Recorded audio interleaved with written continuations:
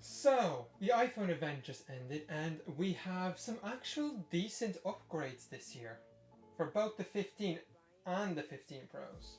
So let's start with colours. So all the rumours were true. The iPhone 15 and 15 Plus got more lighter pastel-y colours along with the frosted back glass, and the colours they brought were pink, yellow, green, blue and black. So that means they dropped white, purple and red. I'm a bit upset about red, but I won't be buying that phone anyways, so probably doesn't, well, specifically for me it doesn't really matter. For the Pro iPhones, they have black titanium, white titanium, blue titanium and a natural titanium. I am trying to choose between blue and natural at the moment. I'm having a hard time choosing between those, but I do like the pink and the green on the regular 15s as well. It's just a really nice pink and a really nice green. Pro iPhones have dropped the colour gold. That's it. Oh no, nobody liked the gold anyway, so it's not a big deal. With the new design, they have been made out of a titanium, aerospace grade according to Apple, which means that the iPhones are stronger and lighter. Apparently, the 15 Pro Max is lighter than the 14 Pro, and that means that the 15 Pro is going to be lighter than the 14 Plus. So that is very light. And on top of that, it's stronger than steel. It's not going to have the glossy sides, so no more fingerprints. It's brushed titanium, which I really love the look of. And then on top of that, they have the slight curved edges, so it'll be more comfortable to hold in your hand. With the square sides, but like the edges are curved. As we all predicted, yes, both iPhones have USB-C. Now, as we predicted, there is a caveat. The regular 15 is still stuck with the ancient USB 2.0 speeds of 480 megabits a second. Not surprising, kind of predictable. They could have put slightly faster speeds on there. And the Pro iPhone 15s got USB 3.0, which means they have up to 10 gigabits a second of data transfer, which, if you were to put into easier to understand numbers, is 20 times faster than Lightning or the regular 15. To make it even easier, the regular 15 and Lightning, the speed is 0.4 gigabits. The 15 Pros are 10 gigabits. So that is a huge speed increase over the past 10 years of iPhones. They've been stuck at the same USB 2.0 speeds for the last 10 years. Now, what that also means is no more asking, do you have an iPhone charger or an Android charger? You just go, do you have a charger? It's so simple, it's so nice. And you can charge your laptop, your tablet, your phone, your headphones, your earphones. Oh, it's just gonna be so nice. Now, obviously, in a more ideal world like that would be probably another 10 or so years, because we have 10 years worth of Lightning iPhones to get rid of. Thank you, EU, for doing that. Thank you for forcing Apple to put USB-C on their phones. Let's move on to the cameras. So the 15 and 15 Plus got a nice upgrade this year. We went from 12 megapixels to 48 megapixels, which allow for much sharper images, much more detail, and a much better low light performance. Interestingly though, they added a 2x telephoto zoom on the 15 and 15 Pro. No, they did not add a physical lens. Because of the 48 megapixels, they can crop in on the image.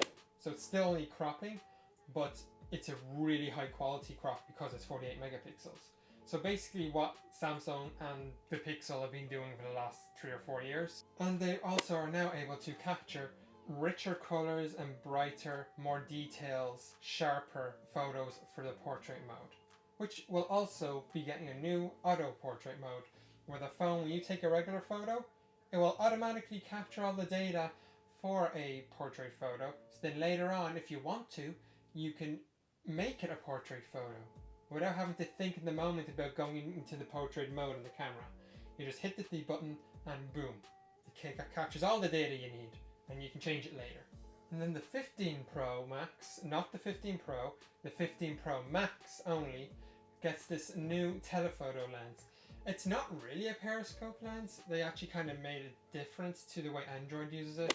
So we'll have to see how it compares to Android phones with a periscope lens. Basically what the difference is, with an Android phone they have multiple lenses that the light bounces off, and they're stacked like in a tower, and they're stacked basically sideways, and that's why the phones are so big. You can tell which one is the periscope camera. With the iPhone, all they did was they refracted the light instead. So we'll see, and the sensor, instead of being at a different angle from the lens, in the iPhone it's basically the same as it was before, right in front of the lens. So we'll see if that improves quality or if that makes it worse quality than Android. We won't know yet until we start getting people's hands on. Now what this also allowed for was an upgrade from 3x zoom to 5x. Whoop-de-doo! We were kind of hoping. Actually, the rumored was 6x, so we got one less than what actually was rumored to be. But we were also kind of hoping to get a little more out of it, like maybe 7 to 10x. Some were even hoping 15x. So then that would hopefully allow for a 30x overall zoom, including AI. But no, we only got 5x, which is only a 2x upgrade, and it only goes as far as 25x, including the AI, the digital zoom. I know, a little disappointing. Especially when Android phones can go to 30x more with the periscope lens. But one thing the iPhone can do that Android phones can't do is record in ProRes. They can record in ProRes at 4K at 60. This, along with the other camera features and USB-C and all the speeds of the new chip, all make this a pro phone. Really a pro phone. So they got an upgrade on displays as well, the 15 and 15 Plus. Not anything huge, but a decent upgrade. Now the 15s and 15 Plus can reach a max HDR brightness of 1600 nits and the peak outdoor brightness of 2000 nits. So that just means it is very bright, which actually puts it on par with the Pro iPhones, even this year. They didn't change anything with the Pro iPhone screens this year. So now you get basically the same brightness out of the regular iPhones as you do with the Pro iPhones, which is actually quite impressive. On top of that, they added the dynamic island from the 14 Pros from last year. So now every iPhone has dynamic island. We can say goodbye to the notch. Same way we're saying goodbye to lightning. So bye bye notch. Hello floating notch. So dynamic island from the 14s from last year, basically using software, you can add a lot of functionality and buttons, and just it makes things a lot better and easier to use with the phone, and it's very actually intuitive. I am looking forward to getting that. The last main point of this video, the action button. So this has been rumored all summer. It's basically a button that you can remap to do certain functions. So the default function of the button, like I guessed, is the silent switch, since it's replacing the silent switch on the phone. We have no more switch there. Instead of having that there, it's a button, and the default mode is silence, and how you do that is you press and hold to put it on silent. And you can assign many other functions to this. Basically anything the phone can do, you can assign to it. And if you want to launch an app, you use Siri shortcuts, and you can assign a Siri shortcut to it and it'll do it. And if you have specific Siri shortcuts that you made for specific tasks, you can now assign that to the button instead. Instead of going, hey Siri, and waking everyone up, you can just click the button and it does it. Now, I don't like that they put launching apps onto Siri shortcuts. Having Siri shortcuts as one of the functions is really good, really great. It's just annoying that you have to do launching apps through it. Apple has been very open to customizability the last few years and is getting great. The 15 and 15 Plus get the A16 Bionic chip from last year that was in the 14 and 14 Plus. So they got upgrade from A15 to A16. The iPhone 15 Pros have the A17 Pro chip. So for this year, Apple has changed the name of these chips for the first time in 6 years. They have bigger batteries, though it's only supposed to be slightly bigger, not that much bigger. And the A17 actually is built on a 3nm process, which hopefully makes it a lot more efficient, and hopefully along with the slightly bigger batteries, makes for better battery life. Last year, Apple introduced satellite calling on the phone, but basically when you don't have any internet or Wi-Fi or cellular service, your iPhone 14 or 15 can call emergency services using satellites. They built upon that, and now they have a roadside assist with satellite for the same reasons. The same thing happens. We have no signal at all, but you can use satellite to call roadside assist. And again, you get 2 years of that free with the 15. They threw it in at the end. iCloud is now finally getting new storage options, 6 terabytes and 12 terabytes. And that's at $30 a month and $60 a month. You can now charge your AirPods or your Apple Watch from your iPhone. So currently, if you have a USB-C to Lightning cable, you can plug a cable into your iPad and plug it into your phone, and it will charge your phone.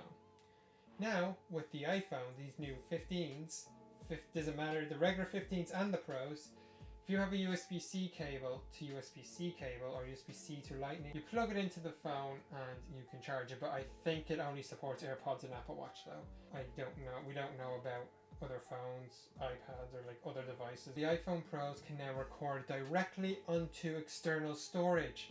So if you're recording in ProRes, which takes up a crap ton of storage, it is handy to be able to just record it directly onto a drive. The AirPods have been updated to USB-C. Only the AirPod Pros though, not the freaking Maxes, which I want, but I don't want them when they have Lightning. But anyways, that is everything that I'm going to cover today. I'm not going to bother my arse with the Apple Watches because they're just basically color upgrades, a chip upgrade. Also, the Series 9 came in pink, but yeah, nobody cares about that. Ava cares about that. That's everything for today. See you in my next video. Follow me on TikTok, Instagram, Twitter. All the links will be down below. Ciao tutti!